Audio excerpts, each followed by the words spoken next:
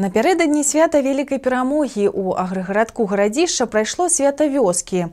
Тут зусім нядаўна пасля рэканструкцыі пачаў дзейнічаць абноўлены дом культуры. Гарадзішчанцы адзначылі надыходзячае свята спартыўнымі мерапрыемствамі і ўрачыстым канцэртам.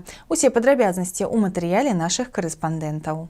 Гарадзішчанскі дом культуры ў новым абліччы практычна не пазнаць. Сучасны фасад, новая тратуарная плітка. Змянілася і ўнутранае ўтрыманне культурнага аб'екта. Абноўленая спартыўная зала, бібліятэка, музей і актавая зала. Зараз гэта сапраўдная жамчужина аграгарадка. Это единственное место, центр нашего поселка, именно нашего агрогородка, где действительно посещаем, проводим все мероприятия, все праздники, где действительно встречаются люди, общаются разных возрастов. Наш сельский дом культуры стал красивый, вложено много очень сил, не только наших сил, но сами люди принимали активное участие для того, чтобы наш сельский дом культуры стал красивее и краше. У новой спортивной зале разгарнуліся сапраўдныя баталии. Тут навучэнцы школ города и района спаборнічалі ў турниры по волейболе и мини-футболе. Жил раньше за 2 километра, прибегал сюда в волейбол играть, чтобы занять место. Здесь было народу много, вот это самое.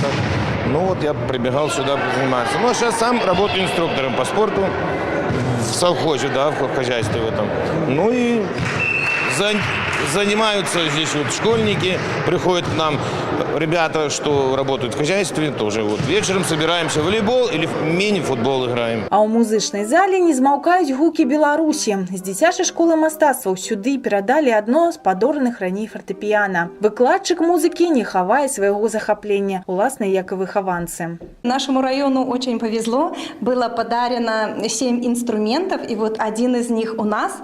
Очень звучание хорошее, конечно же, яркое, звонкое. Деток у меня много, 13 человек, и с каждым годом все больше и больше деток хотят заниматься по классу аккордеона, также по классу фортепиано. Хотят детки заниматься, вот, и, конечно же, мы стараемся, нам президент в этом помогает. С каждым годом интерес деток не иссякает, они все больше и больше деток хотят заниматься у нас вот, по классу аккордеона и фортепиано. Падарункі ў гэты дзень прымала і 97-гадовы ветэран Вялікай Адчыннай вайны, партызан Марыя Карманова. Кветкі, цукеркі і каштоўныя падарункі. Благодарю вас всех, что вы меня не забываете.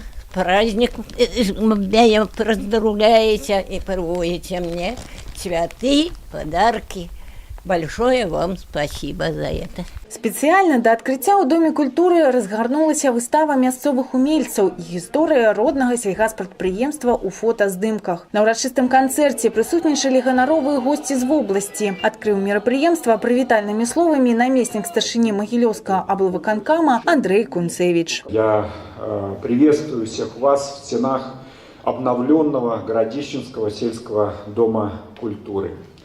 Благодаря усилиям работников строительных организаций Могилевщины, которые в неимоверно короткий срок, не месяцев, а считанных дней, совершили настоящий трудовой подвиг, и действительно мы получили серьезно похорошевший, обновленный объект учреждения культуры.